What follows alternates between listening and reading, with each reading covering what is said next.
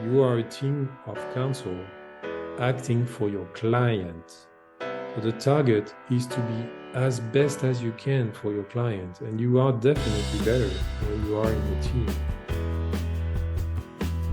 Welcome everyone to the MDX Motoring Society's YouTube interview series, where we interview legal professionals in the region. Today we have Dr. Benoît with us, who is the co-founder and managing partner of Lazareff Le Bars. Thank you, Dr. Benoît, for attending our platform. Thank you for inviting me. I'll begin with the first question. Could you please provide us with a brief overview of your legal career and the factors that led to your interest and expertise in the international commercial arbitration? Well, I started my career as an academic, in fact, because I'm a law professor also. And my first, contact with arbitration was as an expert and delivering legal opinions. And I started to be an arbitrator very young, in fact, before my 30s. That's something unusual, but it's basically linked to the specifics of the French system, because I was based in Paris at that time. And once you are nominated as a professor, often the council will nominate you as an arbitrator in relevant cases. And I was specialized, and I'm still specialized in international corporations and financial law. So I started arbitration in connection with mergers and acquisitions and post-deal M&A issues. So that was the beginning of my career. And but I started as an arbitrator, and then I moved to the practice as a counsel when I evolved in different law firms, specifically when I was in charge of the arbitration department for PwC Legal, and then I was a partner with a UK firm, and at the end of the day, I created my own practice. So that's the way it moved. I'm still an academic today, and that's partly the reason why I'm in Canada those days. So I will be teaching around for a few days here, and I also have a hearing here, so that's the reason why. But that's the origin of the project. The strange thing for me, and I think the environment is different for you, for the youngest practitioners now, is that I didn't specifically train in arbitration. I trained in international cooperation, international private law. Of course, I knew arbitration because we had international classes and trainings at the University of Paris Sorbonne, but it was not that structured as it is today with specific MBAs or things like that. It was very difficult at that time to say, I want to specialize in arbitration. Now it's a real specialization for many lawyers. And I think that's a good thing, because the good command about the procedural rules and those things is something very important for the practice, of course. So clearly you have a lot of experience as both counsel and arbitrator. I'm assuming both institutional and ad hoc arbitral proceedings. What are the key skill sets that you've developed in both the roles, and how have they complemented each other? Well, I think the main skill set you need to have to be a good counsel, but also a good arbitrator, are very simple. In fact, the competence you should be having as a lawyer, practicing lawyer. And normally that's what you are taught when you go to the school of the bar or training at the university. Well, I think you need to be consistent. Constant work, and you need to have your case files properly organized, but it needs to be live. You need to work on it regularly to avoid forgetting facts or specific elements, because it can cause problems. So that's a consistency, that's very important. You need to be reactive. as an arbitrator, but also a counsel, because arbitration is going fast. So you need to be really answering, and also this is an adversarial system. So you need to explain to the other side when you are counsel what you will do. And as an arbitrator, you should say, okay, I receive your email, I receive your letter, I will be answering within this period of time, because parties need predictability, and you also need to adapt, because sometimes if it's an emergency request, you need to go faster, and you need to coordinate properly with your co-arbitrators, of course. And the work is different depending if you are president or co-arbitrator. But as a president, you are the leader of the team of arbitrators, so you have to prepare the draft, initiate the discussions with the others.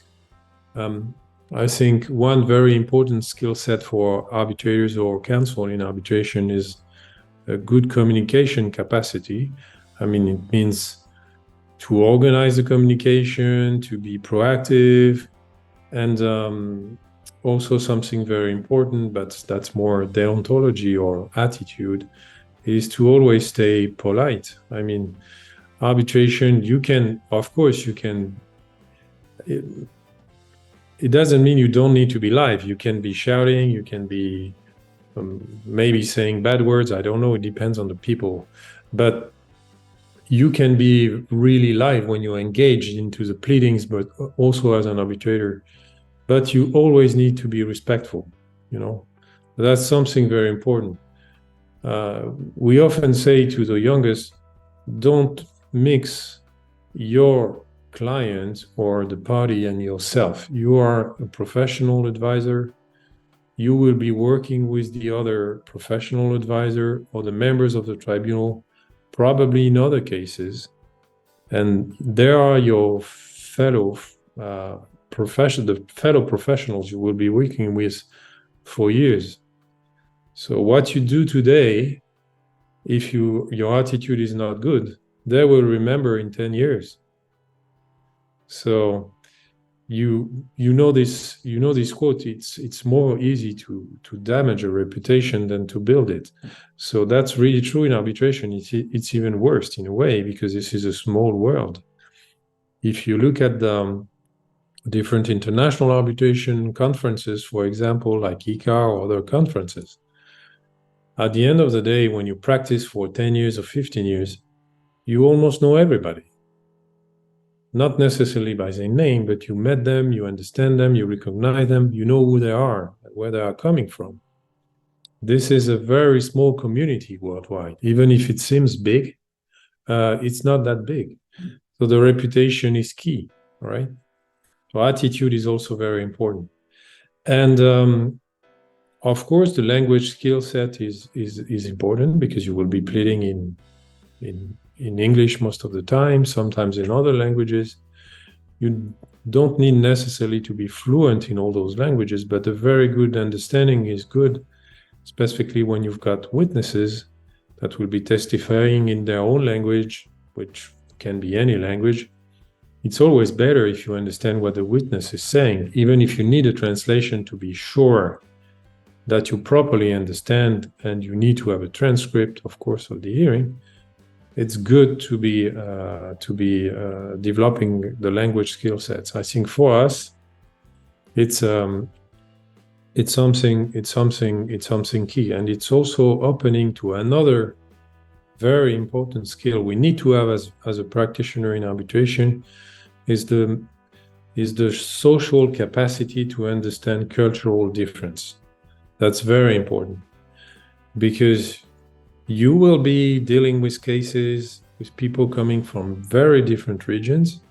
And even if they are from your own regions or your own area, they may be different. I mean, I always give the example of Europe. I mean, a French person is not a German person, is not a Portuguese person. They've got different ways, they've got different working days, they've got different work habits, they are expecting things from you that you normally don't do, you know? So you need to adapt and be respectful about that. And one of the main difficulties I have sometimes, specifically when I represent clients, Muslim clients, is for the tribunal to understand the questions regarding the days, which are basically linked to the religion or the days that's supposed to be off because it's normal depending on your religion. And a good you need to monitor that with the tribunal and make them understand this is not a dilatory tactic, whatever, to try to gain days. It's just your client is not working those days because it's not possible.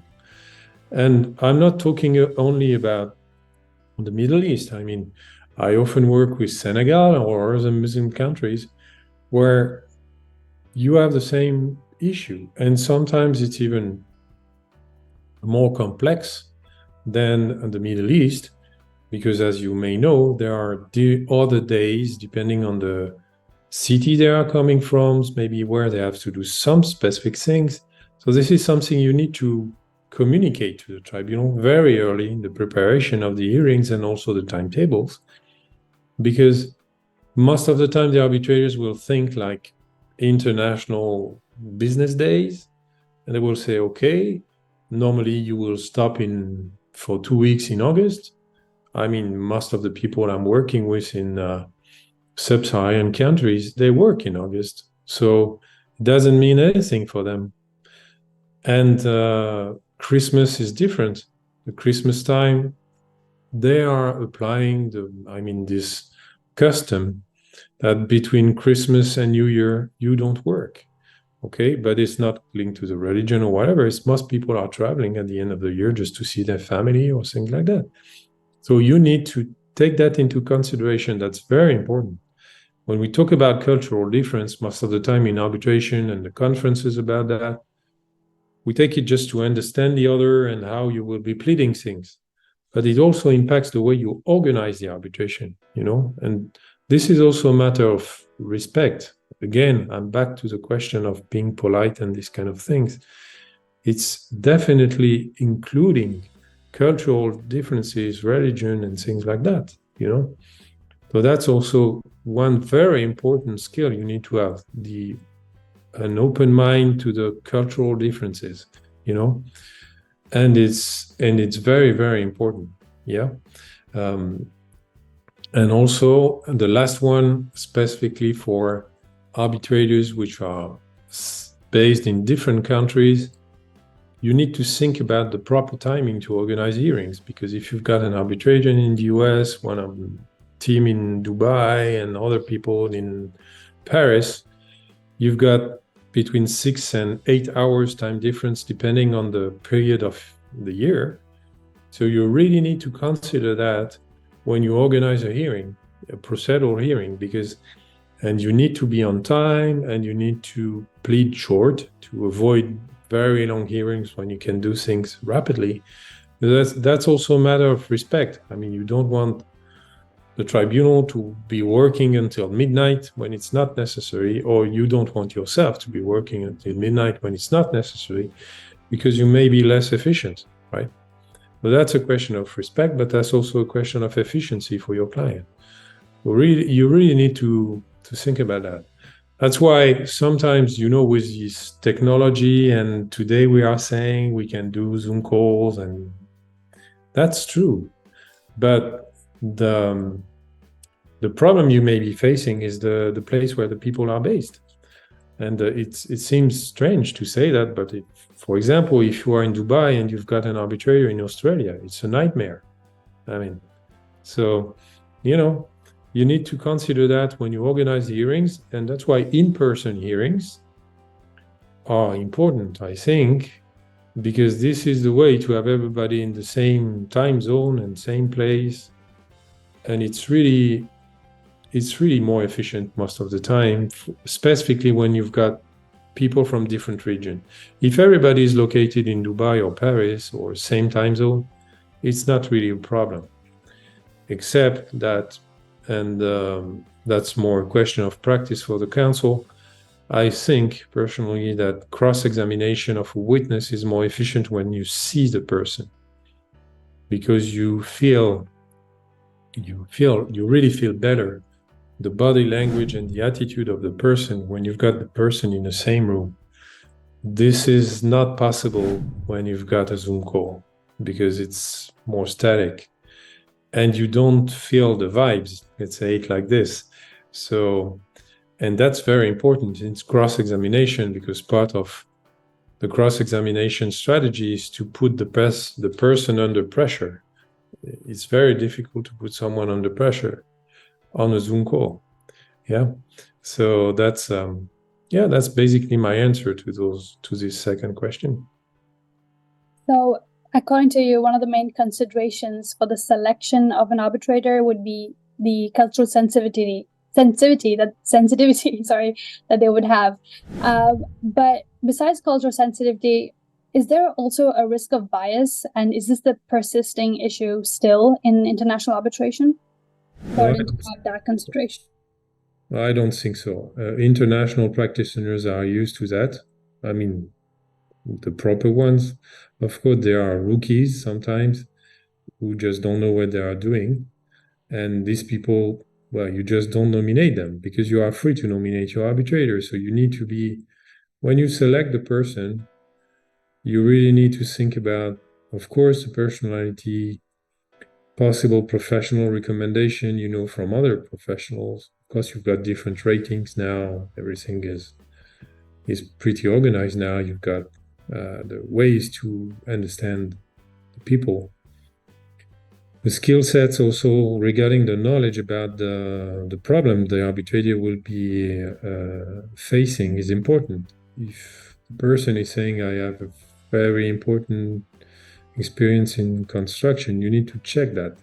See if there are public awards, if there are communication about this arbitrator in the field, things like that. And you also need to think about the dynamics between the different members of the tribunal, right? You don't necessarily need someone very experienced as a co-arbitrator. You need someone who knows the area of law you will be dealing with. Maybe you prefer someone who is technically better, but that can be working properly with the president and the co-arbitrator. If you have a case which is more difficult and you think that this is not an easy matter for your client, maybe you want a more experienced arbitrator because you need this person to be giving his power or impact or gravitas in the discussions of the tribunal. So it really depends on the matter. But at the end of the day, you need to consider, of course, education, language, technical skill set. You need to consider level of experience in the field, if there are publications, and you also need to check if there is a problem somewhere, because I'm not saying a conflict of interest, but if one arbitrator already decided something that's adverse to the position you will be taking for your client, you don't nominate that person, you don't take that risk. And with publicized awards, you can check that, specifically in investment arbitration and also some ICC cases. So you, and other cases. So you really need to have to do your homework when you select an arbitrator. It's not just I want to nominate a friend. This idea is a very bad idea. I mean, it's not only knowing the person, it's really, when we say knowing the person, it's really analyzing the candidate professional skill set and to check it, and this way, that's the best way to nominate someone properly. Yeah. And of course, nowadays you've got these issues also regarding gender. We're talking about religion and cultural origin. To me, that's not a problem. A good arbitrator is a good arbitrator. Women or men, whatever the religion, it doesn't make any difference. This is really the reputation and the capacity to work in a professional environment. I seated in more than 200 arbitration as an arbitrator. Believe me, I had co-arbitrators of almost any religion on this planet. But at the end of the day, it didn't make any difference. The real difference is between someone who is properly working and preparing his case and someone who is basically don't doing the job. Yeah. So that's the way you make the difference. Professional attitude, right? And the rest of the skills I was talking about, respect and being polite and these kind of things. There are some customary things that you have to do. You don't need to be rude, of course. And as a president, you have to normally invite your co-arbitrators for dinner at the end of the hearing, and sometimes at the beginning also. This is a tradition. And if you don't do it, the other arbitrators will not understand why. So it may seem strange to be saying that, but this kind of customary things you need to follow. It's a non-written rule, but it's very important. Thank you for that. You have also established an expertise in African business law and even published a cornerstone commentary on the organization of the harmonization of business law in Africa. How have you seen international arbitration in the OHADA zone develop over the past decade since publishing your commentary? And has the practice developed as you envisioned, or were there any unexpected developments? The way it evolved, there are two ways to see that.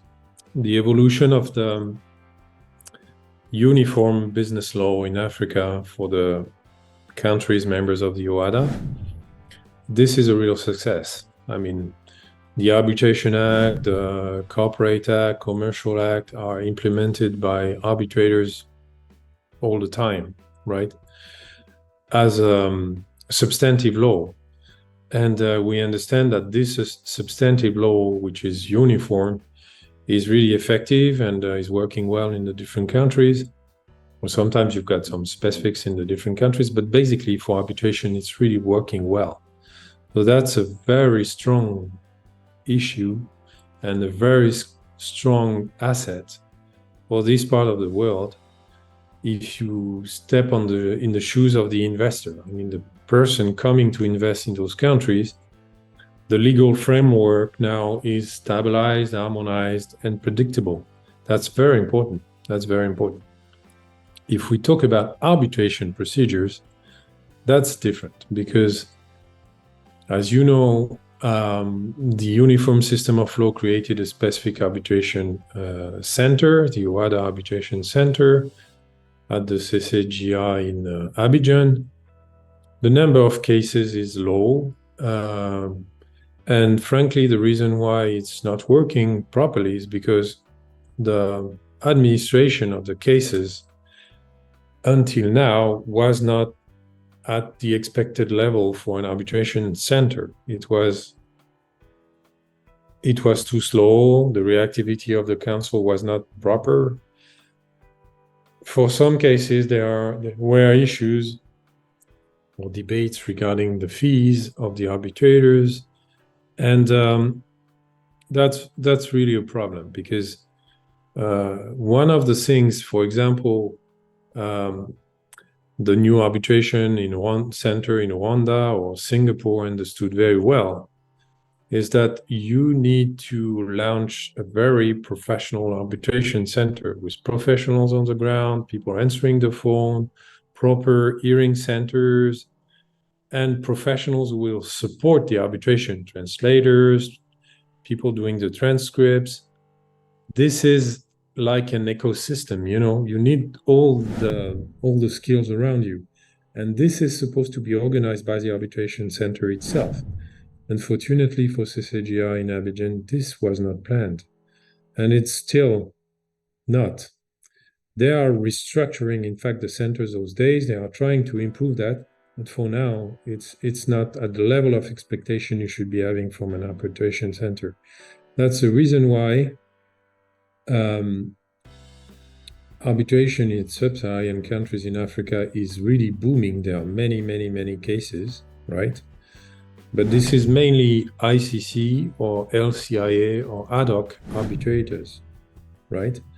Under different rules, UNCITRAL with nomination of the arbitrators by the PCA or other institutions.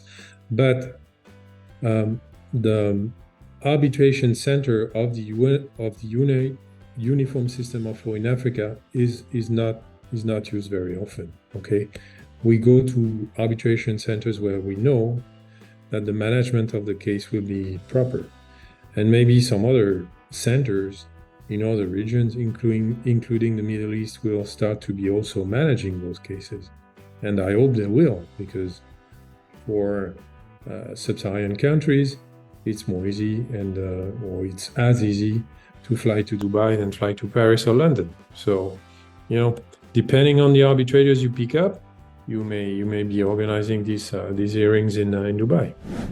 Africa nowadays does have an emerging economy that has attracted investments, as you said, in the construction, mining, and energy industries.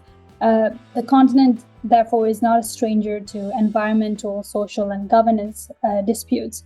In your experience, how has ESG issues in international arbitration become more prevalent in Africa, the Middle East, or globally?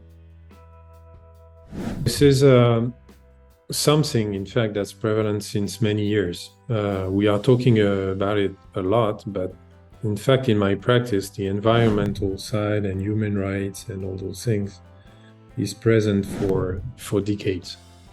The reason why it is like this is because if you take any project, a construction project under a concession or a PPP, you've got specific national laws which are implementing, in fact, those general principles regarding environment and human rights, because it's part of their legal duties.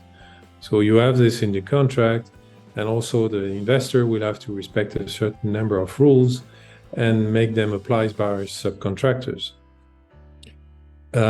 This is also very important if you act as a counsel on the state side, right? Because the state nowadays is using the environmental or human rights argument to stop a contract, terminate a contract, modify his local laws, and of course this will be impacting the arbitration.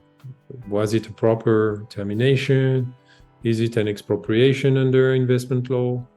And these questions are not new. In fact, arbitrators are dealing with those questions since a very, very long time. It's not new.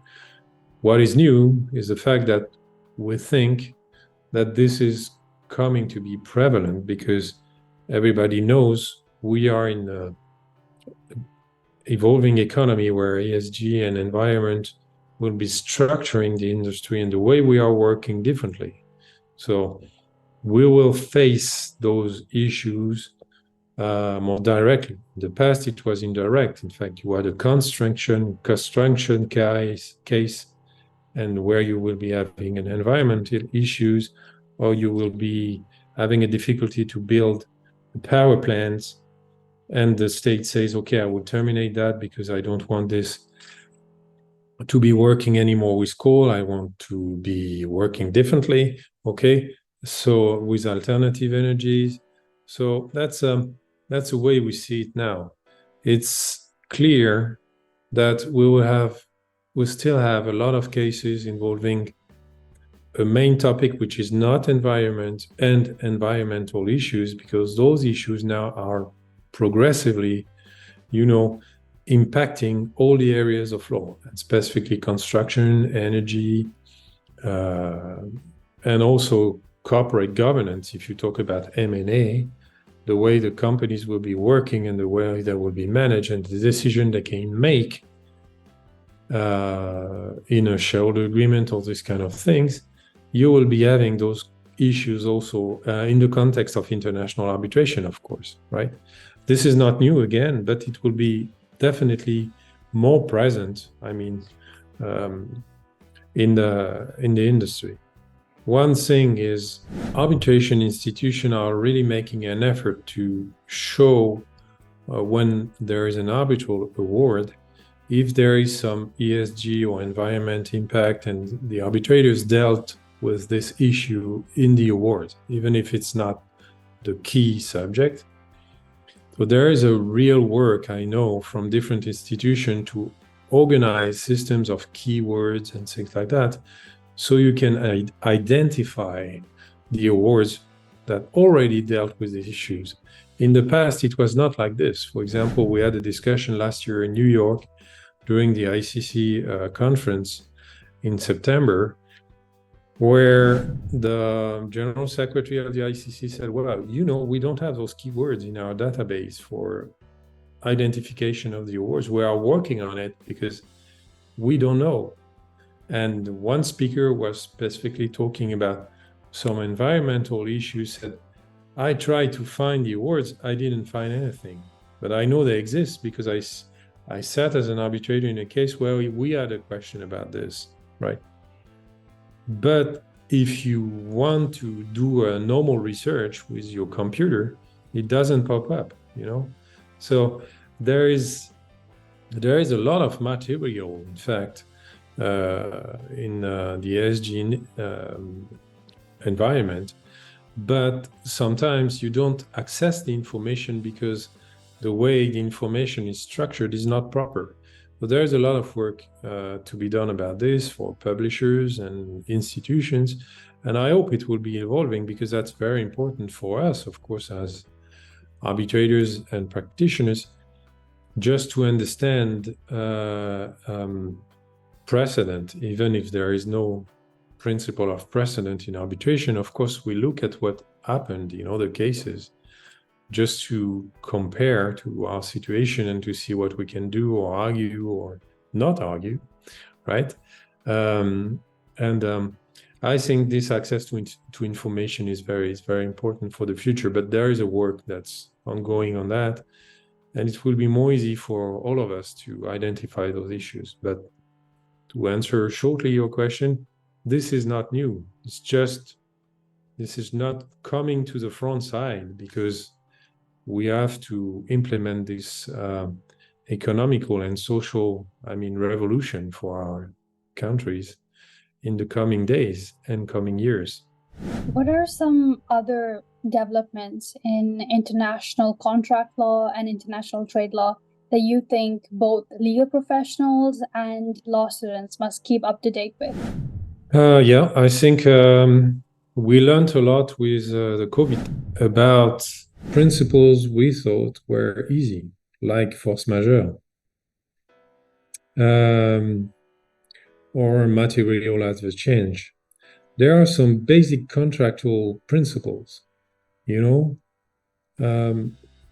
that we thought will never be used that much. And with COVID, it's definitely was blowing up. And we have situations like this more and more frequently. I'm not saying that we will be having COVID again, but states will probably be very prudent, not only for pandemics, but regarding possible security problems or situations of potential armed conflicts, political deadlocks, the situation with Russia and Ukraine. There are many questions those days that I come to the first line in a way. For example, the situation in Ukraine and the fact that it's not possible to use some assets or you can't do this will definitely impact the contracts. And there are many conferences about this. And the way you will analyze the applicable law is there a breach of contract or not a breach of contract?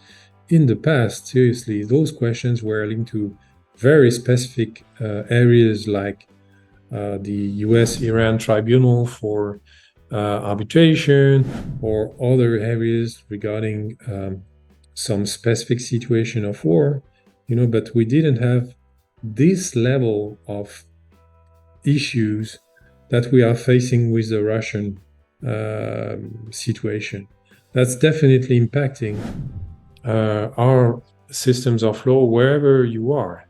So the way you analyze things is more and more international, because if you hear about the questions that arbitrators are debating those days, for example, should I be respecting those regulations that are coming from international institution, right?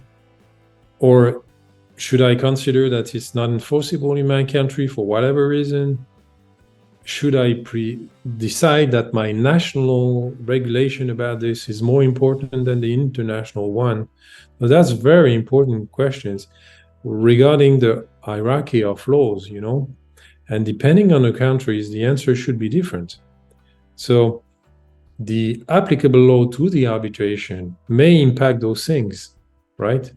But also, and we go back to the cultural difference, the education of the arbitrators, because their legal environment may be different from the environment of another arbitrator. And of course, if you decide to nominate an arbitrator from Eastern Europe, he may have a different view from someone from Western Europe or another region in the world, you know, like the UK or the US. So that's very important. I think those evolutions about force majeure and possible impact of pandemics, and also the situations of wars, armed conflicts those days, what's happening those days in China, for example, with Hong Kong and things like that. Of course, there is no conflicts there, but there are also already tensions, you know. And well, you have areas of law which are moving very fast after decades where those issues were not basically studied by anybody. That's why we had so many problems, because we thought this will be basically theory of law. And now it's definitely not theory, it's definitely practice. So that's very interesting, I think. And that's an area of the arbitration practice which is prevalent nowadays, because there are many, many cases in this area, as you know. So you should be, how can I say that? Curious as a practitioner. You should always be trying to reconsider what you think will never change. Because now we learned things can change. So you need to be really prepared, and in a way go back to your books and school and just think about things you were thinking you will not have to consider, but you definitely have to nowadays, because we are living in a changing world, you know. And that's very important. Another example I want to give is if we talk about the organization of a hearing, for example, with the global warming and the problems of temperature and those things, you should consider also the carbon impact of the hearings. And when you choose the seat, maybe you choose some place where you know that you'll be having a proper hearing with no side effects like possible storms and things like that. It may seem bizarre to be thinking like this, but it's very important. I mean, there was a typhoon in Florida 2 days ago. There is one coming in Hong Kong tomorrow, you know, and Hong Kong is a normal place for arbitration. So you should be really thinking about those things. I know this is strange. It may look strange. And this is the kind of things normally you should be thinking about when you go for holidays. Now you should be thinking about it when you organize a hearing for an arbitration, because if there is a typhoon in the area, definitely you cannot organize a hearing, you know? So that's something very, very important. And that's definitely changing the arbitration practice today. And the last one, of course, and I think this is a good one, the fact that we use less and less paper for the hearing. Most of the arbitrators are used to use technology. It's very important for you as young practitioners to be developing and improving and consistently learning the evolution of the technology, because it's key. I mean, for arbitration, it's really key. Normally, you don't need to go in a hearing with a binder nowadays, except if you've got some printed pages and specific things you want to rely on during the hearing, but you don't carry binders anymore. If you are an arbitrator, you just carry your computer and the second screen, and that's all, you know. And this is something very important. I mean, in our practice, the proper command of technology is really, really, really important nowadays. It's not something you can forget. It's really part of the professional duties you have, and in some countries, it's even in your professional rules. I mean, you have to learn technology. You have to know it properly, because this is the world we are living with. And I think it's definitely an improvement. I mean, it's better than 40 binders in your hearing room. I think everyone watching, and me included, learned a lot about international arbitration. And me personally, I've also participated in the 2023 Wismut. And our Wismut team had the pleasure of participating in the Lazareff Le Bars 9th pre-Wismut too. And we also heard you speak on advocacy in international arbitration. What was your firm's motivation in hosting the pre-moots, and how has it been rewarding for yourself and the firm to see other students participate?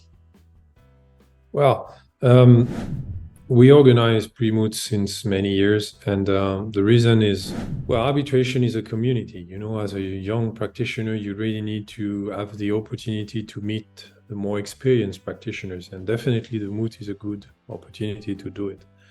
So the main reason we are doing that is just to help the youngest, I mean, to access those people.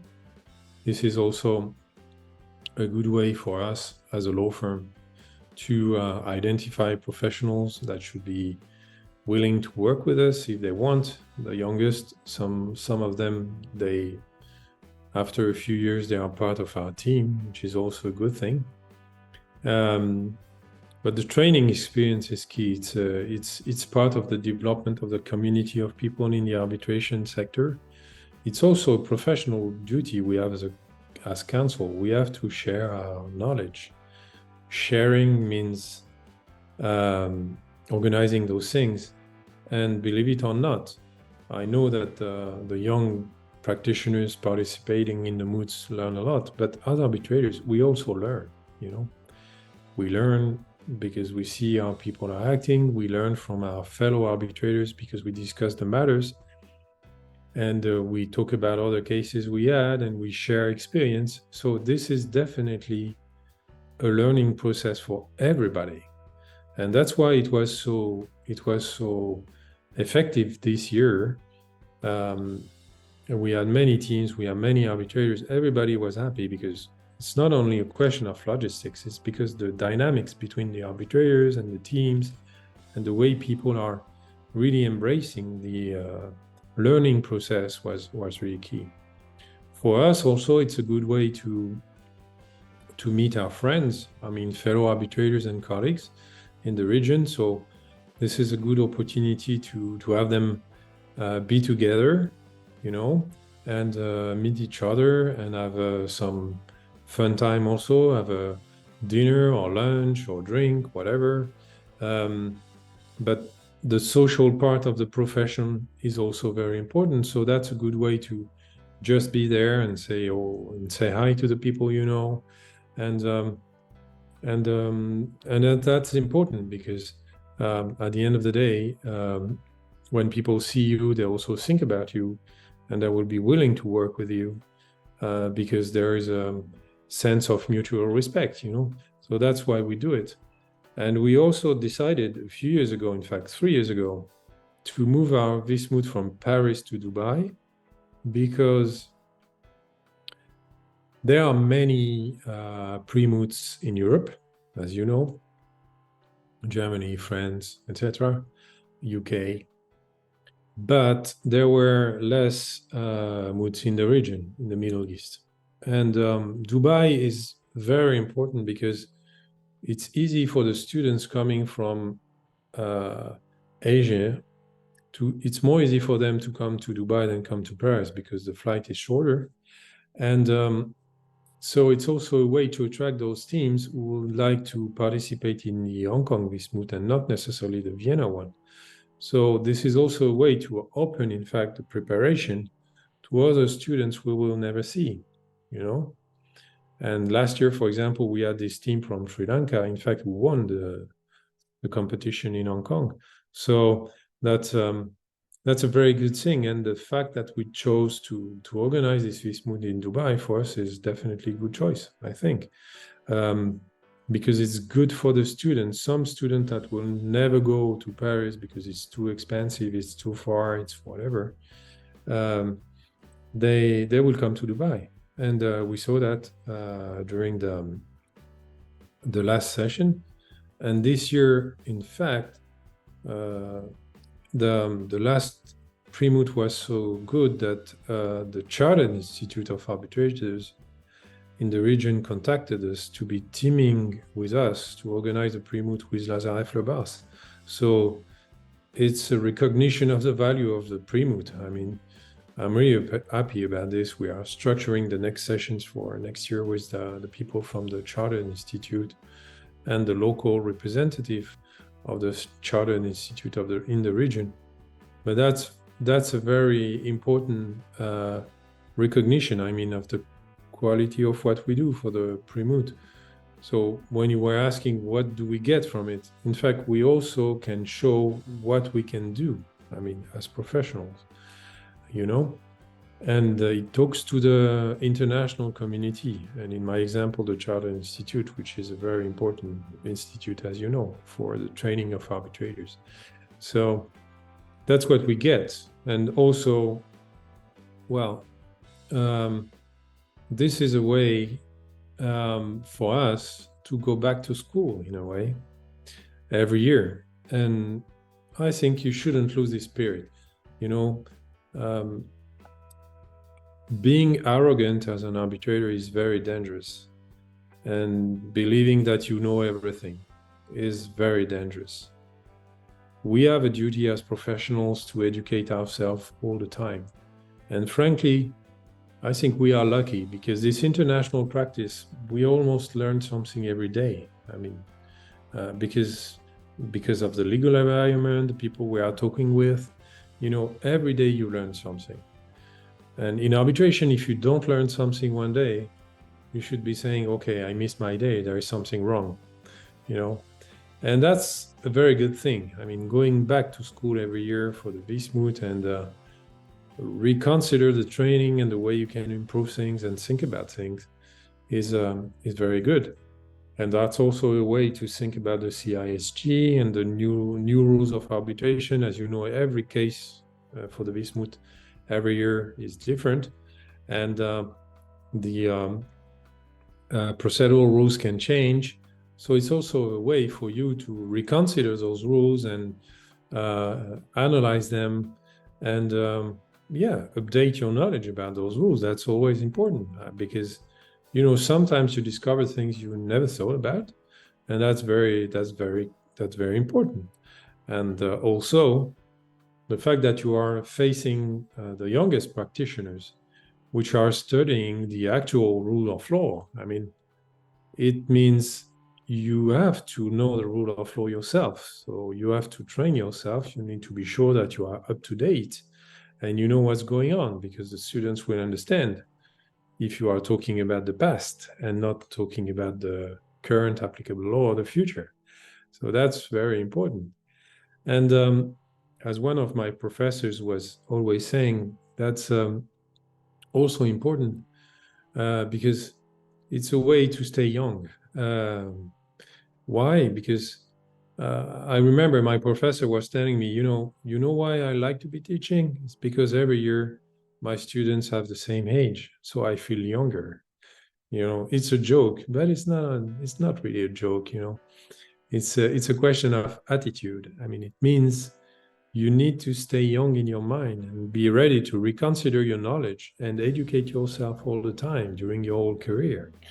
And in international arbitration, where everything is evolving so fast all the time with new rules and new arbitration rules, You really need to have this mindset. If you don't have it, it's very dangerous.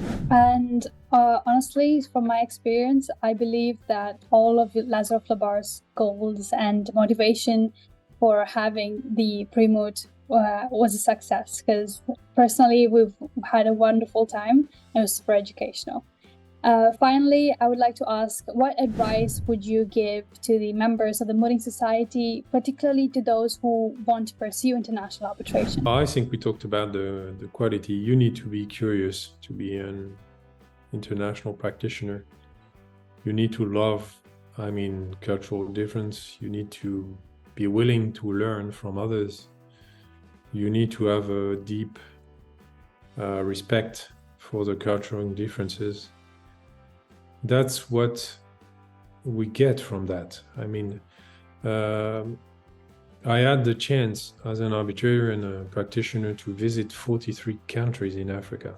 When I say that to my fellow arbitrators and African arbitrators, they say, but I didn't visit that many countries as you did. In fact, but that's important, And you have to develop your own skills and your own capacity to meet the people and talk to the people, because they are all different, And that's something we get from arbitration. We get this chance to grow, and to learn how human beings can be in a good way and a bad way, And that's building ourselves. That's how we grow. And that's why we try to give also when we do this pre-moot. You need to be open-minded. You need to be willing to understand the others.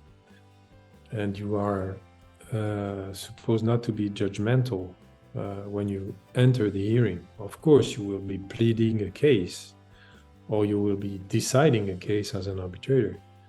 But you always need to be neutral, and you always need to be respectful, And I think for the youngest, this skill is a soft skill, of course, but you will need to develop it also for the Vismoot.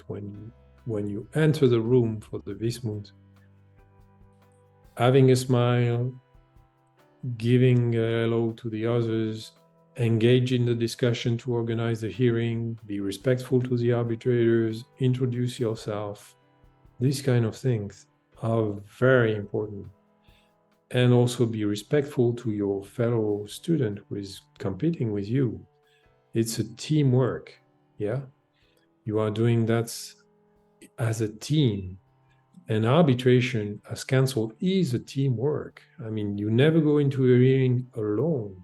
Normally you've got one partner or two, but you've got different associates, and everybody will be managing something during the hearing. So if you don't remember, your colleagues will be helping you. This is that exhibit, this is that problem. We talked about this here. That's really a teamwork. So during the Vismoot, when some arbitrators say you need to improve your teamwork, really listen to that, because that's very important, Working as a team, being able to see when your colleague has a problem, be proactive, help her or help him, to be better together.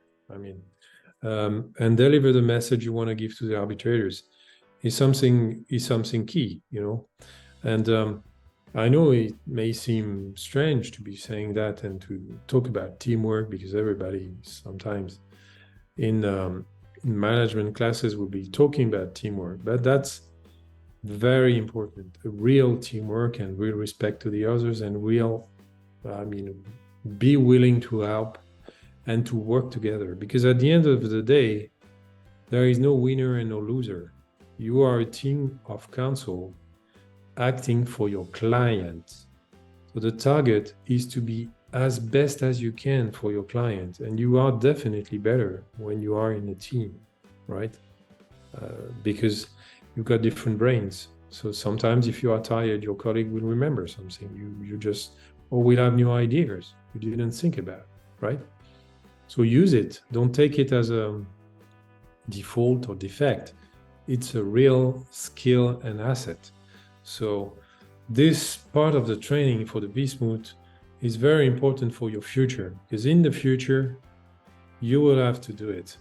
And every day you go to the law firm, you just have to be human. I mean, talk to your colleagues, say hi, be social, respect the people, and engage. I mean, be willing to help the others, not sit on your chair waiting for someone to give you work.